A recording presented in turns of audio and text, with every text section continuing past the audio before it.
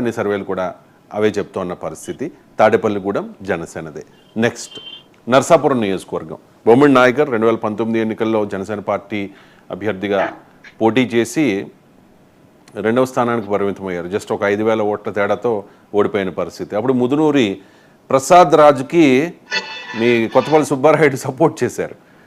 ఆయన ticket expect చేశారు. తర్వాత ఈసారికి మీరు ప్రసాద్ రాజ్కి చేయండి, తర్వాత 2024 ఎన్నికల్లో చూసుకుందామని చెప్పి వాళ్ళు మాటిస్తే జగన్ మాటిచ్చారట.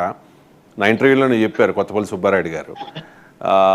కానీ ఆ తర్వాత ప్రసాద్ రాజు ఇంటెన్షనల్గా కొత్తపల్లిని తొక్కేయడానికి ప్రయత్నం చేయడంతో నేను నీకు మద్దతు ఇచ్చి తప్పు చేశానని చెప్పి ఒక సమావేశంలో చెప్పుతూనే కొట్టుకున్న పరిస్థితి కొత్తపల్లి సుబ్బారాయుడు, మీకు తెలిసే ఉంటుంది.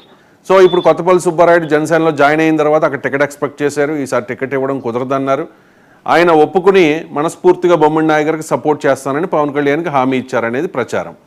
సో ఈసారి అక్కడ బొమ్మిడి నాయకర్ గెలవబోతూ ఉన్నారు అని చెప్పి జనసేన నాయకులు కానీ లేకపోతే తెలుగుదేశం పార్టీ క్యాడర్ కానీ చాలా కాన్ఫిడెంట్గా ఉన్న పరిస్థితి.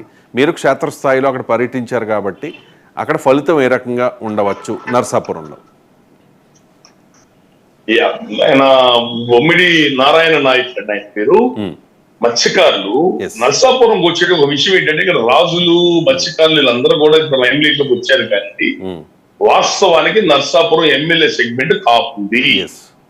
స్వతంత్రం వచ్చిన నుంచి ఇప్పుడు దాకా చూసుకుంటే ఆ సెగ్మెంట్ కాపుంది. కాపులు కాకుండా ఎవరికైనా ఇచ్చినా కూడా అక్కడ ఉన్న స్థానిక ప్రజలు కూడా సహకరించారు. ఈ ప్రాబ్లమ్స్ ఉన్నాయి ఆ ఏరియా, ఎందుకంటే అత్యధిక జనాభాగా కాపులు ఉన్నారు. మాకు వదిలేసి వేరే ఇంకోసారి ఇచ్చుకోవచ్చు కదా అంటారు.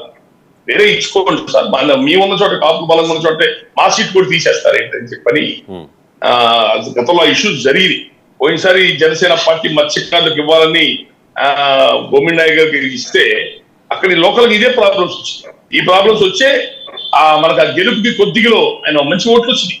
2019 కూడా మంచి ఓట్లు వచ్చినాయి. ఇక అదే ఆ జనాన్ని కోఆర్డినేట్ చేసుకోవటం, కాపు వర్గాన్ని మిగతా సీనియర్ నాయకులు కోఆర్డినేట్ చేసుకోవటం ఫెయిల్ అవటం వల్ల ఓడిపోవడం జరిగింది. అయితే ఈసారి కొత్తపల్లి సుబ్బారాయుడు గారు వారు సీనియర్ మోస్ట్, ఆ ప్రాంతంలో సీనియర్ మోస్ట్ పెద్ద ఆయన తలుచుకుంటే ఏ రాజకీయ అక్కడ ఎట్లాంటి రాజకీయ చక్రం చెప్పగలిగిన వ్యక్తి, అలాంటి వ్యక్తి ఆయన మోరల్ సపోర్ట్ కూడా ఎక్కడ ఆయన విభేదాలు ఏంటి పాజిటివ్ గా ముందుకు వచ్చారు. అక్కడ ఉన్న పవన్ కళ్యాణ్ గారు కూడా అక్కడ ఉన్న కాపు వర్గాల అందరూ కూడా మేము వెళ్ళినప్పుడు కూడా చెప్పాము అందరూ కూర్చోబెట్టి, ఆయన ఇది మీరు ఎక్కువ ఉన్నారు టికెట్ మీకు ఇస్తే అది బీసీ కులాలకు ఎక్కడ ఇవ్వాలి, మనం సామాజిక న్యాయం పాటిస్తున్నాం కదా. అట్టడుగు పేద వర్గాల రాజ్యాధికారం అనేది ప్రయత్నం జరుగుతుంది ప్రజారాజ్య పార్టీ దగ్గర నుంచి. ఆ ప్రయత్నంలో భాగంగా మరి మత్స్యకారులకి వాళ్ళందరినీ కూడా మనం చూసుకోవాలి అని చెప్పని అనడం వల్ల ప్రజలు కూడా సరేనండి అని పాజిటివ్ గా వచ్చారు. అక్కడ కూడా చిన్నప్పటి నుంచి కష్టపడి పైకి వచ్చిన వ్యక్తి నాయకులు, అందరితో పాజిటివ్ గా ఉండే మనిషే. ఈసారి మాత్రం ప్రజలందరూ కూడా ఆయనకి నర్సాపురం సెగ్మెంట్ లో అందరూ అద్భుతంగా ఫైనాన్షియల్ గా ఖర్చు పెట్టారు, ఎంత చేశారు పక్కన పెట్టండి. కానీ అటు Narsapuram MP BJP MP segment Srinivas Varma గారికి, ఇక్కడ ఎమ్మెల్యేగా మత్స్యకార కమ్యూనిటీకి వచ్చిన బొమ్మిడి నాయకర్ గారికి, అటు జనసేన బీజేపీకి అక్కడ ప్రజలు పూర్తి స్థాయిలో మెజారిటీతో ఓట్లు వేసి వాళ్ళకి గెలిచారు. రైట్, నర్సాపురం జనసేనదే, అది మీ అంచనా? సర్వే సంస్థలు కూడా మెజారిటీ సర్వే సంస్థలు ఇదే చెప్తున్న పరిస్థితి. జనసేన పార్టీ ఖచ్చితంగా గెలవగలిగే ఒక 5-6 స్థానాల్లో నర్సాపురం కూడా ఒకటి ఉంది. నెక్స్ట్ భీమవరం నియోజకవర్గం. అసలు 2019 ఎన్నికల్లో